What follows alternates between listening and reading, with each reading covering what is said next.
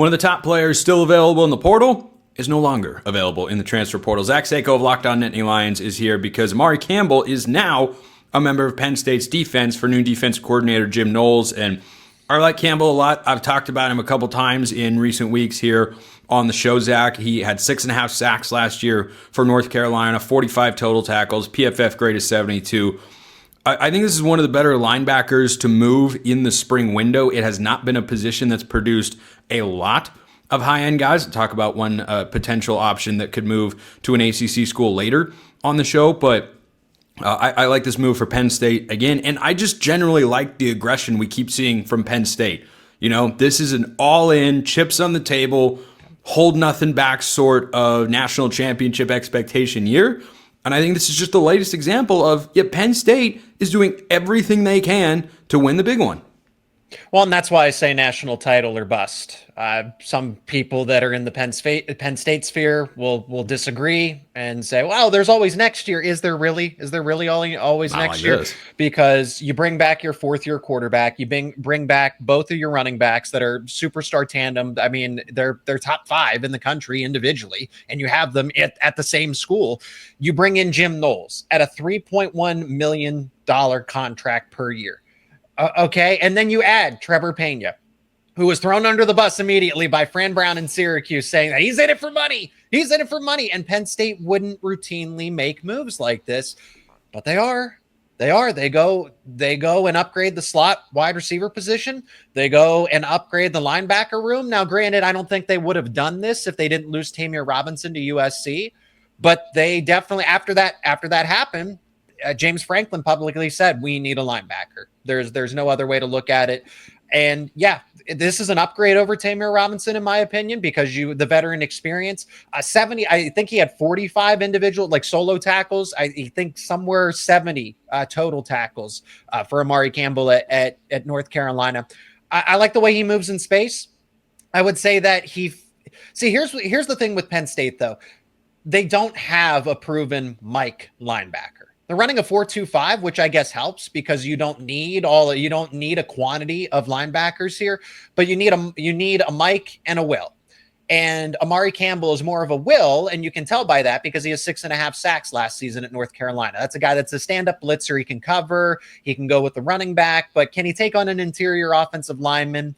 Routinely, not all the time. So where he ultimately factors in, I'm intrigued to see how but he's going to be a rotational player that very well it might be Tony Rojas and Amari Campbell as your 2 starting linebackers, but he fits into a specific role and not exactly what Penn State needs at linebacker, which is a Mike, but you get a quality playmaker above all else. What does it say about Penn State's defense that you add a guy like this who was one of the highest rated players in the portal when he exited, and had there been a greater number of players in the portal when he was there, sure, he wouldn't have been quite as highly ranked, but he certainly still would have been one of the top linebackers. What do you think it says about Penn State's defense that they go out and get one of, if not the best guy available at his position group in the portal right now, and you're kind of going, he could start, yeah, maybe, but might be more likely to be a depth piece.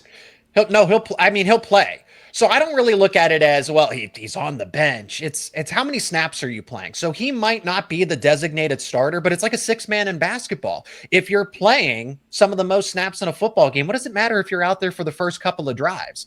I like it when I look at who Penn State's playing. Amari Campbell kind of fits more so of what they need to defend against. They're not facing all of these run-heavy types of teams. They don't face Illinois. They don't face Michigan. They face teams like Ohio State, Oregon, teams that are going to be more spread, balanced, but definitely you need a player more like Amari Campbell to help you as a linebacker to be able to cover and not be a liability in run defense. Like I said, he's good. He's a playmaker. He's proven that. The veteran experience as well. There's certainly going to be a learning curve because he's coming in and he hasn't, he didn't go through winter workouts, build chemistry, spring camp. That stinks when Jim Knowles is installing this, his version of the defense with Penn State. So that's going to be at least Amari Campbell, kind of like Trevor Pena, they're going to need time. That first quarter of the season, probably not their best part of the year, but that mid-season, second half of the season, that's really where their impact is going to show up. So do you think Penn State is now done in the portal with the moves they made in the winter cycle, the moves they've made here in the spring cycle. I've talked about those here on the show. Do you think that's it? Because as a reminder for everybody that I think is easy to forget, you can only enter the portal during certain windows. There are rules about that. You can come out of the portal in July if you want to. No one's going to, of course. But, once you've missed spring football, you've missed spring football. So theoretically, for the next few weeks until, the high school recruiting ranks and visits and whatnot really start to pick up, you can see a couple players come out. I think there are a couple of solid players still available in the portal. Campbell was certainly one that I had my eye on here. But do you think this is it for Penn State adding players? Yeah, I think so. I think so, because when I look at could they add in theory a Muhammad Toure who's still there? There was the rumor floating around that Penn State's looking to add 2 linebackers, which of course I'm not against. The more the merrier. He's a veteran football player. He's played Big Ten football.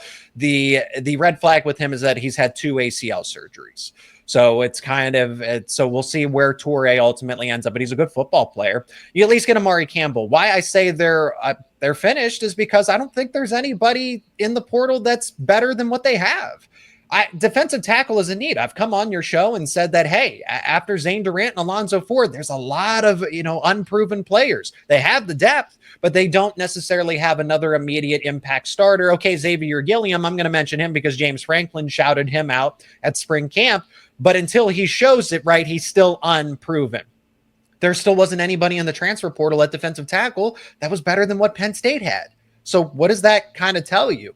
Yeah, sure, the optimistic outlook is that the defensive tackle room is just going to get better over time, that eventually a few of these young players will emerge and get better as the season goes on. You just need to get them reps. So if you can get them reps, I'm not saying you tank the fourth quarter just to get your defensive tackle depth in there, but if you can, you have to do it. You have to prepare those guys, because I liken it to the offensive line for Penn State a season ago. We saw the best version of Penn State's offensive line as the season went on. Middle of the road, they were average, they were okay, and then they hit their stride in the Big Ten championship against SMU, against Boise State, and had a great game against Notre Dame as well when it mattered most. So defensive tackle might be a weakness early on. Maybe it at least turns into a net neutral as the season progresses. Do you think this Penn State defense is better than last year? It depends how quickly they adapt to Jim Knowles' system. Tom Allen still coached. They were top 10 in terms of overall yardage. So it's not like the bar is there. The bar is fairly high. This is about top 15, top 10.